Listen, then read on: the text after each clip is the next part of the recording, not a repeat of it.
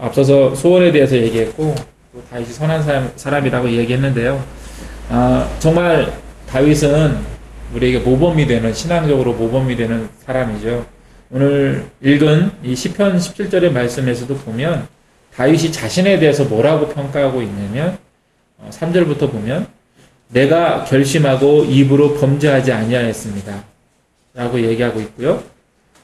또 하나님의 말씀을 따라 약한 자를 해치지 않았다고 4절에서 말하고 있고, 하나님의 뜻에서 벗어나지 않게 살아왔다라고 5절에서 말하고 있습니다.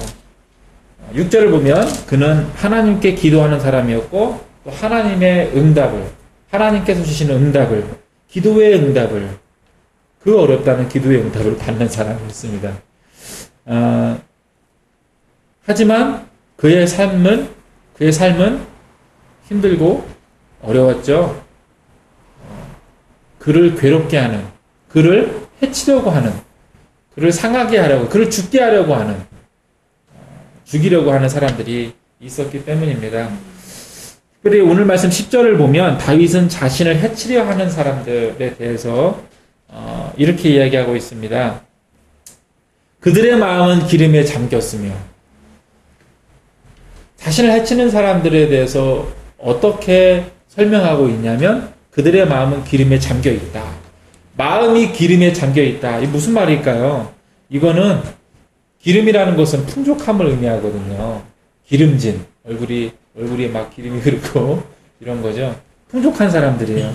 그들의 마음이 만족한 사람들이에요. 누릴 것이 많아서 더 뭔가를 막 이렇게 찾지 않는 사람들. 전혀 없다는 것은 아니겠고.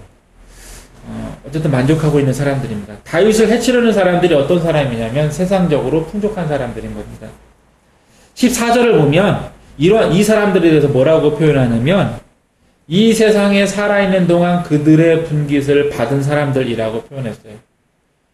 다윗을 괴롭히고 해치려고 하는 사람들, 그를 죽이려고 하는 사람들이 어떤 사람이냐면 분깃을 받은 사람들입니다.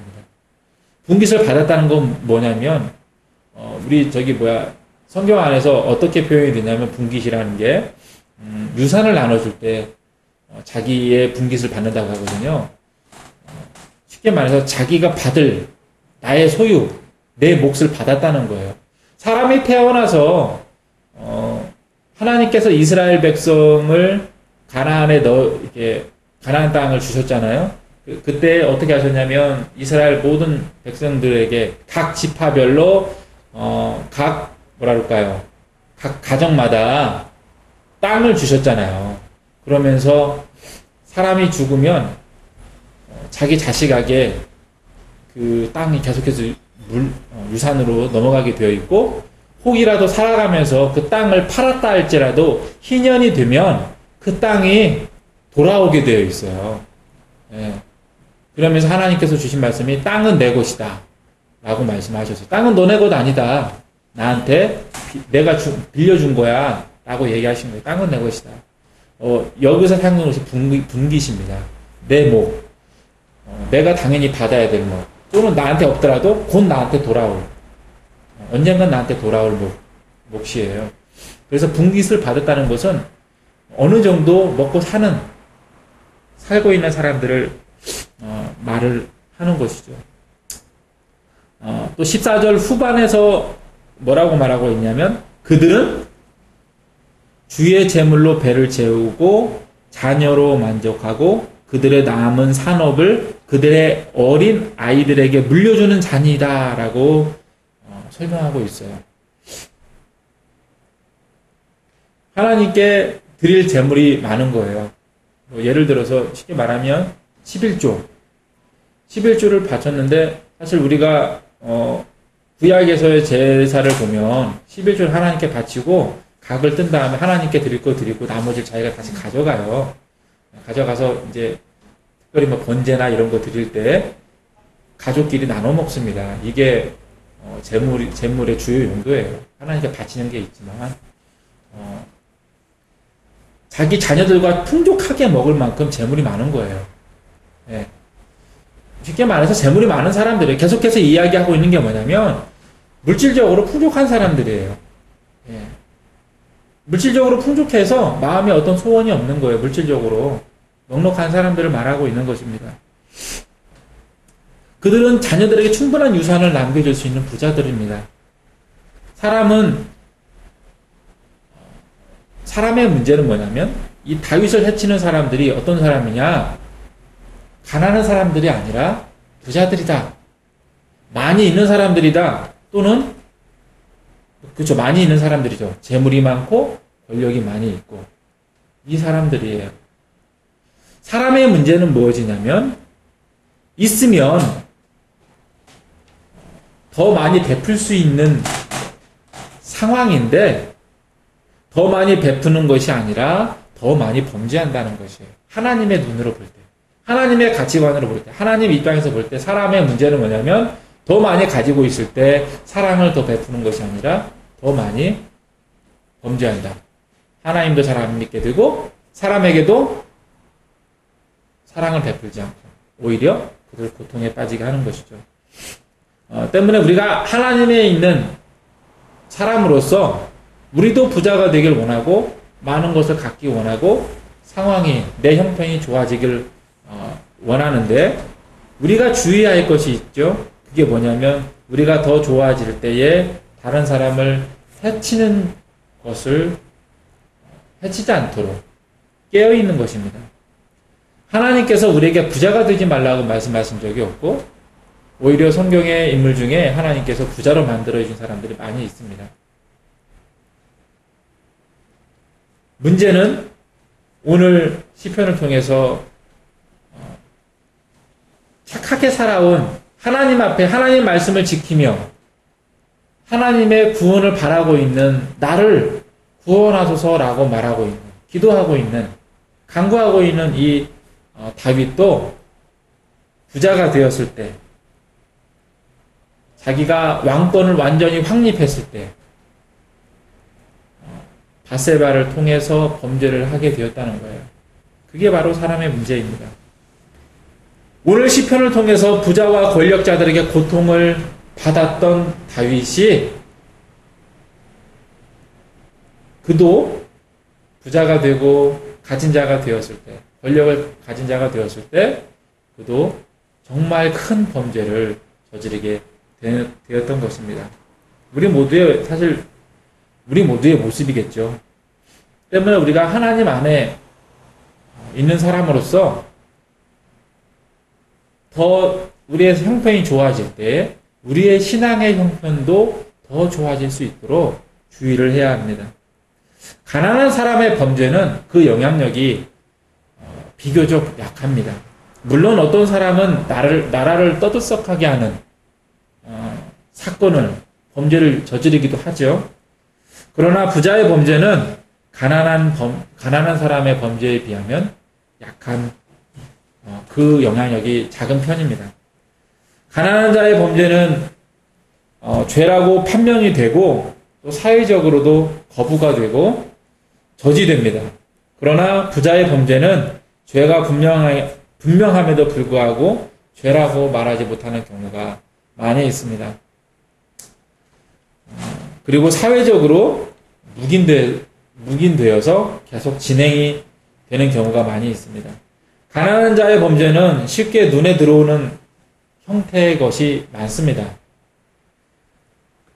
그러나 부자의 범죄는 감추어지고 덮어져 있어서 범죄가 사람들 가운데 있는데 내 옆에 있음에도 불구하고 사람들이 내가 그 사실을 알지 못하는 경우가 많습니다.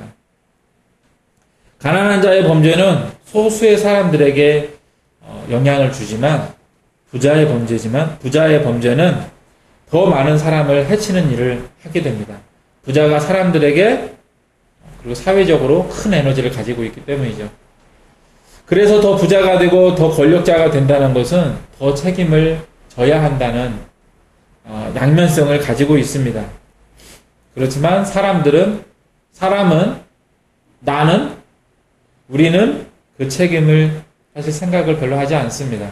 그 책임을 잘 지지 못하죠. 그런데 1절부터 5절까지 다윗의 자기 평가를 보면 다윗은 가난하고 힘이 없는 약자였지만 그는 하나님에서 자기의 책임을 지고 있는, 정말 많이 고려하면서 살았다는 것을 볼 수 있습니다. 그가 가난할 때, 그가 광야로 나가기 전, 그리고 광야에 나갔을 때, 그는 하나님 앞에, 하나님 말씀 앞에서 나가지 않기 위해서, 하나님 말씀에서 벗어나지 않기 위해서 정말 많이 노력했던 사람이었다는 것을 우리는 알 수 있어요. 자기의 책임을 더 많이 고려한 거예요. 자기의 책임에 더 많은 관심을 가지고 있었어요. 자기가 누릴 수 있는 것, 자기가 즐길 수 있는 것보다 자기가 하나님 앞에 조심해야 될 것들을 더 많이 생각했던 것으로 보입니다.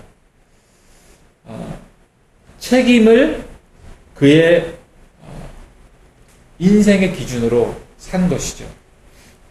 우리는 이러한 다윗의 모습을 우리의 모범으로 삼고 있어요. 성경을 보면서 다윗이 멋지다, 다윗은 내가 본받아야 될 사람이야 라고 생각할 때 다윗의 이러한 모습, 하나님 앞에 내가 어떤 사람이 될 것이냐라고 하는 그 마음을 가지고 있는 상태의 다윗의 모습이 내가 본받고자 하는 모습이지, 밧세바를 통해서 범죄했던, 우리아를 해쳤던, 자기가 즐기고자 했던 그 마음을 가지고 있는 다윗의 모습을 보고서 본받고자 하는 사람은 없습니다.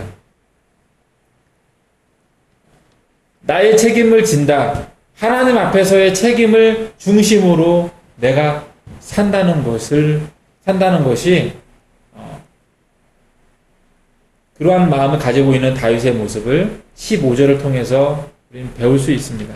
다윗이 뭐라고 말을 했냐면, 나는 의로운 중에 주의 얼굴을 배우리니 깰 때에 주의 형상으로 만족하겠다라고 15절에서 이야기하고 있습니다. 이 말에서 중요한 말이 뭐냐면 만족이에요. 내가 무엇에 대해서 만족하고 있느냐, 내가 지금 어떤 소원을 가지고 있느냐, 내가 이루어졌으면 내 마음속에 좀 불편하고 간지러운 것, 해소되었으면 하는 것이 무엇이냐, 내가 어디에 만족하고 있느냐, 그것이 이 15절에서 다윗의 말에서 중심이라고 생각이 듭니다. 내가 무엇에, 어디에서 만족을 찾을 수 있는가? 다윗은 무엇으로부터, 어디에서부터, 누구로부터 만족을 찾고 있습니까? 주의 형상으로 만족하겠다고 말하고 있어요. 물론 지금 이 시편 17편의 말씀을 전체를 다 보면 다윗이 하나님의 형상으로부터 만족하겠다고 하는 이 이야기를 하고 있는 이유는 자신을 괴롭히고 자신을 공격하는 사람들, 이 사람들로부터 구원해달라고, 하나님의 손을 주셔서 하나님의 손의 능력으로 나를 구원하시고 나를 보호하여 주십시오, 내가 그렇게 나에게 오시는 하나님의 형상으로 만족하겠습니다, 이런 의미이겠죠. 예. 우리가 좋은 상황이든 나쁜 상황이든 우리가 하나님의 형상으로 만족하는 사람이 되어야 된다는 것을 우리가 기억해야 됩니다. 우리가 형편이 불편할 때만, 형편이 나쁠 때만 하나님 앞에 하나님을 찾고 기도하는 것이 아니라 형편이 좋을 때에도 우리는 하나님의 형상으로, 하나님으로 만족해야 할 것입니다. 나는 의로운 중에 주의 얼굴을 배우리니 깰 때 주의 형상으로 만족하리이다. 네.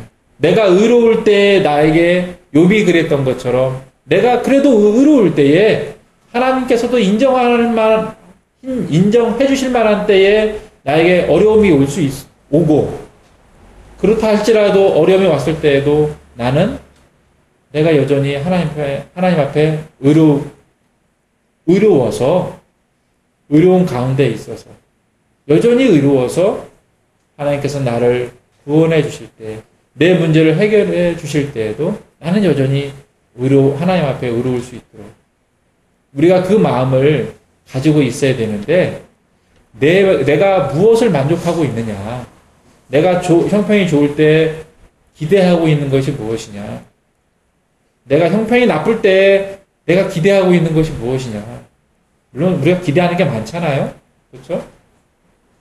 돈도 있어야 되고, 우리 자녀들 잘 키워야 되고, 집도 좀 좋은 거 있어야겠고, 일하는 것도, 부부 관계도, 뭐 바깥의 사람 관계도, 또는 뭐 부모님과 뭐 친척, 모든 인간 관계들이 포함해서 다 우리가 불편한 것들은 다 기대하게 되어 있고 좋아지길 원하죠.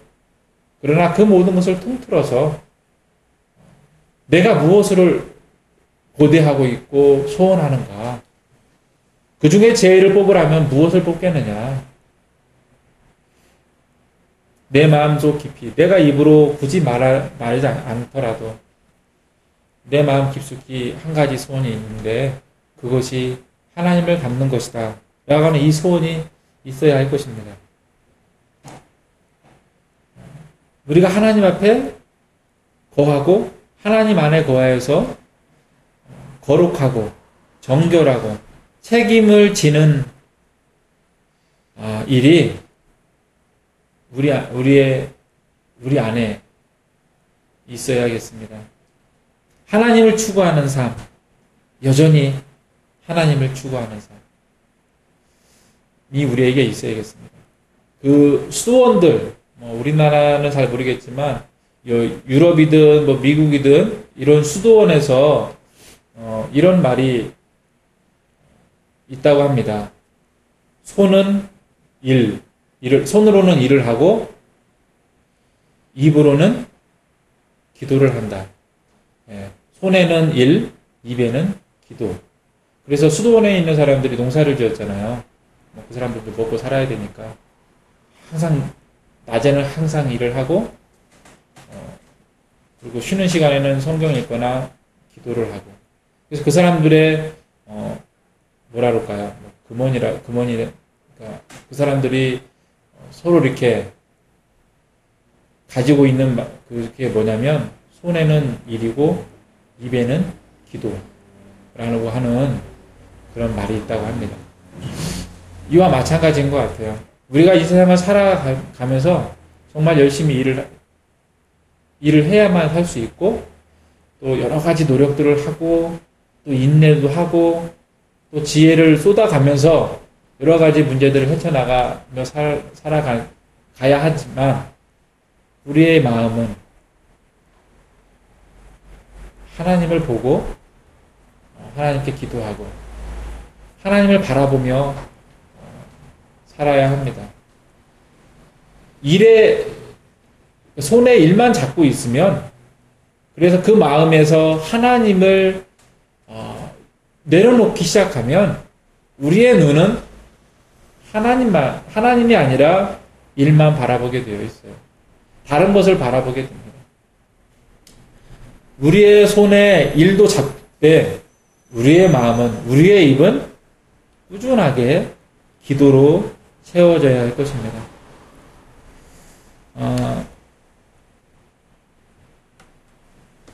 그래서 자신의 하나님을 주인으로 삼은 사람으로서의 삶을 우리가 살아가야 됩니다. 그러한 사람들만이 하나님의 길을 가는 삶을 살 수 있습니다. 절대로 좁은 길로 가지 않는, 세상 사람들과는 다르게 우리는 좁은 길로 가게 되죠.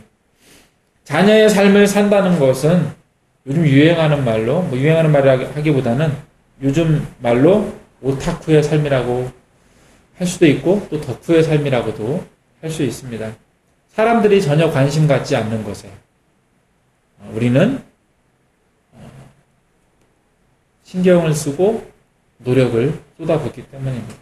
사람들이 관심 갖지 않는 일요일 11시에 교회에 모여서 예배를 드리는 일에 우리는 큰 가치를 두고 우리 일정을 조정하며 헌금까지 하기 때문입니다. 우리는 명절을 보내러 가든지 보내고 오든지 등산을 가든지 등산을 다녀왔든지 주의를 신경 쓰는 사람들입니다. 우리는 하나님의 눈치를 살피는 사람들입니다. 자녀들은 다윗의 말대로 주께 피하는 자들을 그 일어나 치는 자들에게서 오른손으로 구원하시는 주를 경험한 사람들이죠. 이 경험을 자녀들은 첫사랑이라고 부르며 이 사랑 때문에 우리가 좀 전에 말한 그 오타쿠의 삶을 살기 시작하였습니다. 이 하나님을 만나고 알기에 우리는 하나님의 형상으로, 주님의 형상으로 만족하는 다윗과 같은 사람들이 된 것입니다. 우리는 우리의 시작이 누구로부터이고 무엇으로부터인지 생각하고 있어야 됩니다. 기억하고 있어야 됩니다. 좀 더 부자가 되고 힘을 갖게 되었을 때 우리가 자연스럽게 하나님에게서 이탈하려고 할 것이기 때문입니다. 우리는 하나님의 자녀됨을 소중히 여겨야 합니다. 우리의 보물이 되어야 됩니다. 우리의 가치가 되어야 됩니다. 핵심 가치가 되어야 됩니다. 하나님 나라를 갖게 한 이것은 공짜로 얻은 것이지만 사람의 힘으로는 절대 가질 수 없는 것이기 때문입니다. 또한 자녀는 이웃을 사랑하는 사람임을 기억해야 됩니다. 하나님을 사랑하는 사람은 이웃을 사랑하는 사람이 되는 것이 하나님의 뜻이기 때문에 믿음의 자연스러운 결과로 이웃을 사랑하게 됩니다. 그래서 우리는 이웃을 미워하는 자들이거나 이용하는 사람들이 아니라 사랑하고 섬기는 사람들로 거듭난 사람들입니다. 하나님을 사랑하는 사람들은 반드시 그렇습니다. 우리는 내가 지금 만족하고 있는 것이 무엇인지 자주 점검해서 하나님 앞에 만족되는 사람들이 되어야겠습니다. 자녀로서의 바른 모습을 갖고 그래서 하나님 자리에 놓고 있는 사람들, 하나님 자리에 다른 것을 놓고 있는 사람들이 아니라 내 마음의 왕자에 하나님이 있는, 하나님께서 계신, 자리하신 믿음의 사람들, 자녀들이 되어야겠습니다. 나의 묘비명에 어떤 글을 남기고 싶습니까? 어떤 사람으로, 어떤 삶을 추구하고 싶습니까? 지금 추구하고 있는 것이 무엇입니까? 가난하든 부자든 어떤 모습으로 있든 주님의 형상으로 만족하는 사람, 우리 마음속에 소원이 무엇이냐고 묻는다면 독립투사들은 김구 선생님은 그랬다고 그러죠. 대한민국의 문지기라도 되는 것이 자기의 소원이라고. 나는 하나님을 닮는 것. 다윗의 말대로 한다면 주의 형상으로 만족하는 사람이 되고 싶습니다. 라고 하는 고백이 우리에게도 있어야겠습니다. 하나님께서 우리를 천국의 문지기로 절대 삼지 않으실 것입니다. 하나님께서 우리를 그러한 존재로 생각하지 않으시니까요. 그러나 우리나라를 떠나 있는 교포들이 이 나라의 흙을 가지고 가고 또 이렇게 나라를 정말 그렇게 사랑했던 것처럼 하나님 나라를 소망하며 하나님을 바라며 닮아가기를 원하는 소원이 우리에게 내 마음 깊숙이 자리 잡아서 나를 그렇게 물들이고 나를 그렇게 자라가게 하고 나를 그렇게 하나님께서 기뻐하시는 사람으로 만들게 되기를, 우리가 그렇게 되기를 소망합니다. 기도하시겠습니다.